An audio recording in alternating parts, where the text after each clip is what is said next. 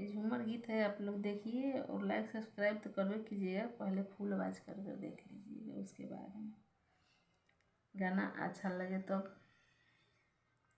इसके बाद आप लोग लाइक सब्सक्राइब कीजिएगा। अभी से ज़्यादा क्या बोलें। साँझे बोले मोरुगा सा, बेरे बोले मोर हो। साँझे बोले मोरावा सा, बेरे बोले मुर्गा हो।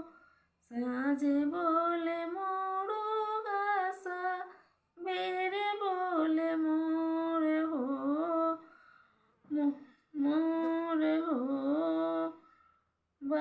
बलमुख मुर्गा मोर हो। कोरबा छोराए बलमुखी भइल बारे भोर हो।